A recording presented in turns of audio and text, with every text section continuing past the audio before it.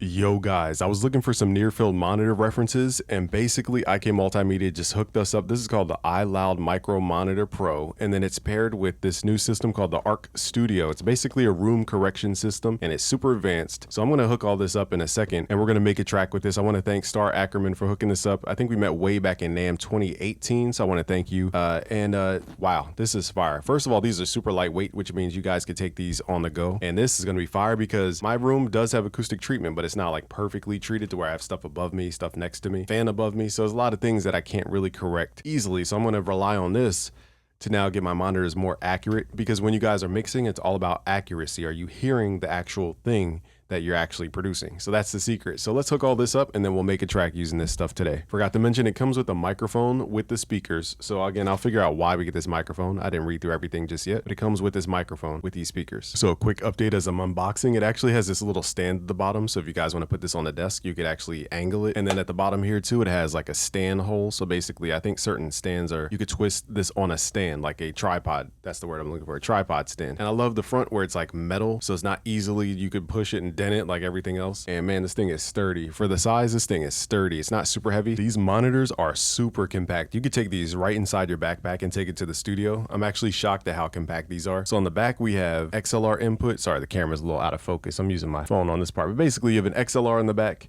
You have a 1/4 inch input, and then you have a USB slot. Oh, we'll figure out why. And then there's different modes. So you guys can actually flatten the modes. You can calibrate. There's so many things on this small little speaker, but we're going to hook 2 of these up and then set them on top of the main speakers here. All right, guys, I'm still setting these up, but even without plugging in the USB and even using the Arc Studio, these things hit. They're small, but they're loud. So listen, here's the 808.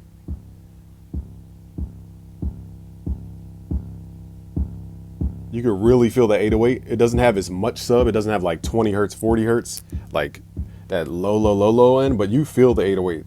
So this is fire. The fact that these are this small, making this much bass, even at low volume, is pretty important. All right, I'm not even gonna lie, this next part took me a second to figure out. So basically this is the Arc microphone that we're gonna use to calibrate these speakers. So this came with the iLoud Micro Monitor Pros, okay? It comes with the Pro version, okay? This microphone here. Now I'm gonna follow some steps. In order to find the steps though, I had to go to the manual. I never read manuals, but this one you have to read because it gives you the step-by-step on how to do it. So you might be lost, but make sure you guys actually scan this manual. That way you get the steps. So remember, this is different from the Arc Studio so far, but basically I believe it's going to send a bunch of frequencies through each speaker, and you're supposed to put this in like the listening position. My mic stand didn't go very high, so this is the highest it will go. But basically the frequencies are going to come through the speakers, and then this microphone will measure the depth of the room using frequency analysis and some science that they've created. So we're going to do that step next. All right, so on the back it has this mode button. It says to hold it for 3 seconds, and then basically it will like do something. So let's hold this. I assume I held it long enough.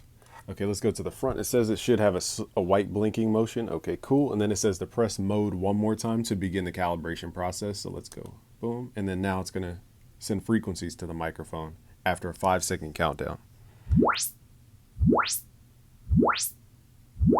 Okay, I don't know if it's done or what. I don't know if I'm supposed to be quiet. Let's see. Okay, so I said it's going to do that. And then I think when it's done, it's going to turn green. Now let's do the same thing, but from the opposite speaker. I even have my air running just to like get extra noise in the background. So we have the mode turned on, and then now we hit this to start. All right, so the manual says it does 4 audio sweeps, and then it doesn't capture audio. It says it blinks white, and then it says it turns green. But it hasn't turned green yet. I don't know if I'm doing the right steps. So we'll figure this out in a second. Okay, so from my understanding, basically it takes time for them to calculate. So I'm giving it time to calculate, and once it's done, it should turn green. I'm not sure how long this will take or if I even did the steps right. So hopefully these turn green at some point. All right, guys, we're all set up. Now it's time to make this beat. Apparently the Arc Studio can work on any speaker, so I'm gonna save that for the next video. It's so freeing not needing headphones on my head. So what we're gonna do is make the beat in FL Studio, and I'm gonna play it over these speakers and only produce through these speakers to see what kind of result I get in this specific room. So I'm gonna have to mute my mic so that we don't get feedback into the mic. The first plugin I'm probably gonna use, let's use some sounds from Sky Keys. It's pretty dope. Start with Sky Keys, and let's open up my plugin. Let's go to Hercules. Actually, let's go to Hypnos because I have more like Sky Keys type sounds in here. And we'll use this for some E-piano. Now my keyboard's still plugged up, so let me turn the audio down. All right, so let's just come up with some vibe ideas. I'm gonna mute my mic as I create though, so that it doesn't feedback.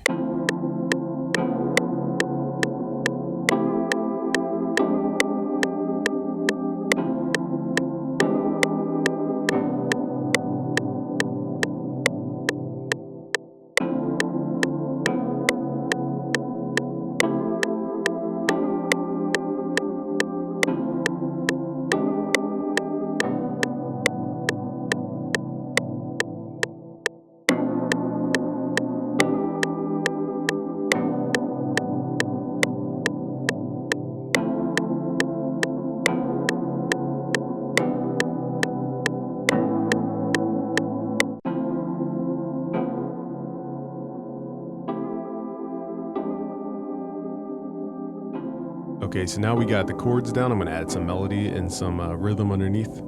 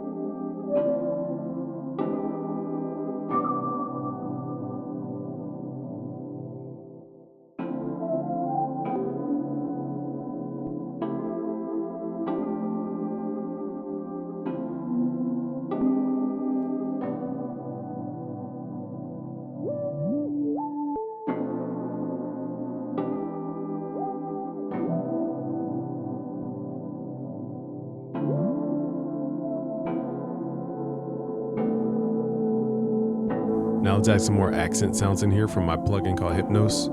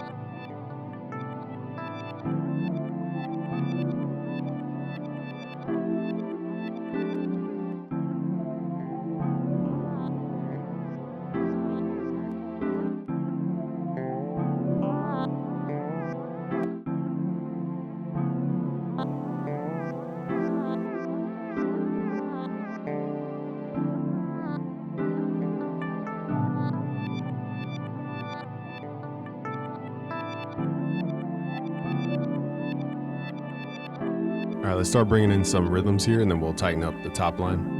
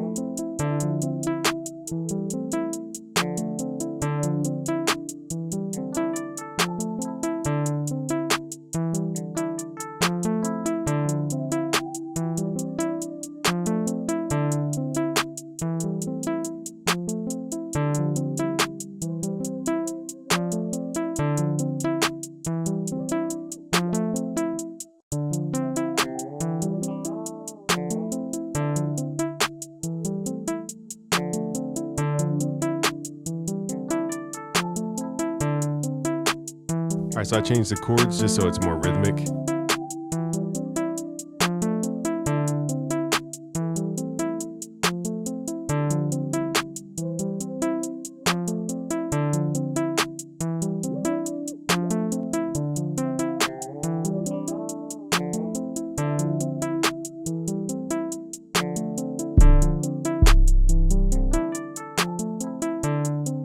All right, but here's the ultimate test, is to run these 808s through these speakers to see if I can actually hear the tone. This is the ultimate test here.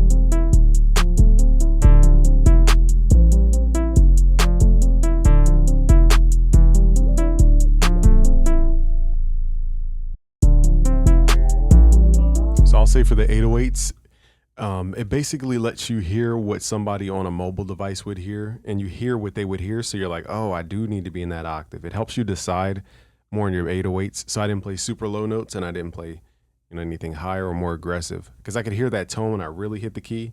I could hear the translation due to the harmonics. So what I'm saying is, basically, it lets you hear what somebody would perceive through a phone.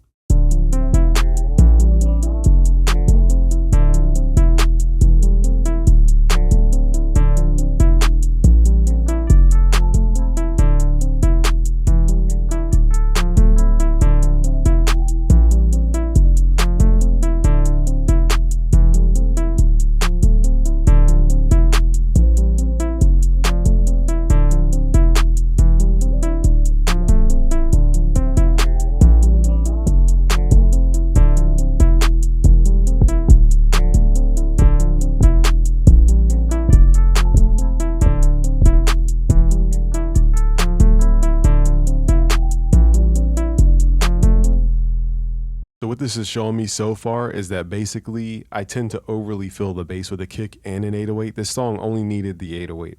When you listen over speakers, you can feel like all the room is taken up. And that decision I can make quicker. Normally on headphones, everything could just smash and you smash 1,000 things together. But here, the kick is just way too much for this vibe.